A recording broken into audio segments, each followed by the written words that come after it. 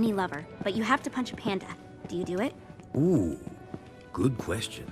Saints Row is known for reveling in the absurd. In the last game, Saints Row 4, you become the President of the United States, acquire superpowers, and slaughter hundreds of aliens inside a virtual city. It only makes sense then that the standalone expansion for Saints Row 4 takes place in Hell, where Shakespeare, Blackbeard, and Vlad the Impaler all become your allies against Satan. For as crazy as it sounds though, Get Out of Hell is business as usual in the most mundane way possible. While the enjoyable core of the series is present, it lacks the usual spark, making it an entirely forgettable side story. Being the devil's daughter sucks. What do you want? I want to punch my dad in the face. We're gonna get along just fine. At least the setup for the expansion is amusing. The protagonist of Saints Row 4 has been sucked into hell via a Ouija board. It turns out that Satan wants to marry the former president to his daughter Jezebel.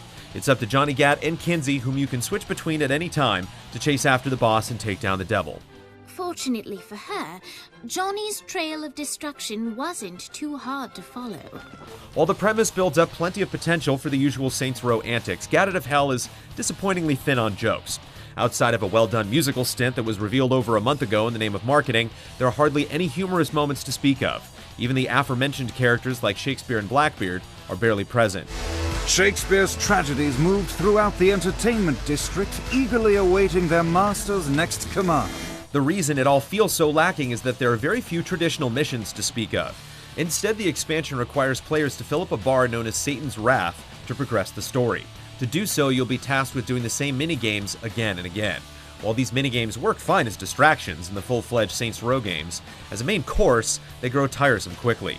Get Out of Hell even makes a fourth wall-breaking joke about how arbitrary its structure is, but that only pours salt in the wound. Jezebel was eager to help Johnny in any way she could, and vowed to find a way to sneak him into the palace. Johnny frowned at the seemingly arbitrary amount of time required for Jezebel to find a way to sneak him in.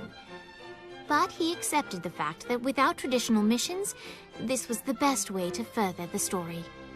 The expansion also strips out other simple pleasures from the series. There are no clothing stores, which is odd considering how much Saints Row prides itself on customization, no homies to call upon, and no radio stations to listen to. It's understandable that a $20 expansion wouldn't have as many bells and whistles as a proper sequel, but everything is so scaled back that it hardly feels worth it. It's not all bad, however. Early on, your chosen character sprouts angel wings and can freely fly around the city. There's nothing quite like leaping from the tallest building and soaring past enormous pools of lava. In fact, it's probably the most fun we've had traversing through any Saints Row game. Unfortunately, Get Out of Hell seems intent on ruining the fun, since anti-aircraft spires incessantly try to shoot you out of the sky. You're meant to take each and every one of those spires out at close range, which is incredibly tedious. Let's play. That doesn't get old. Thankfully, the core combat of Saints Row is unspoiled. The superpowers from Saints Row 4 return in the form of tweaked arcane powers, and the result is a chaotic good time.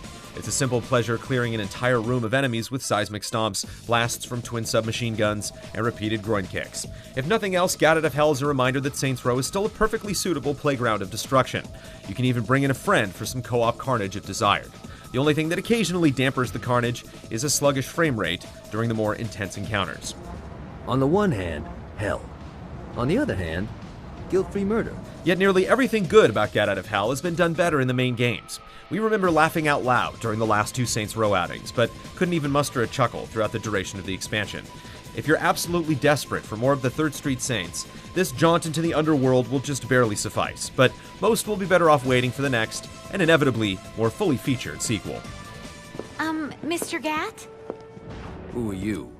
Well, I'm We're not doing that again.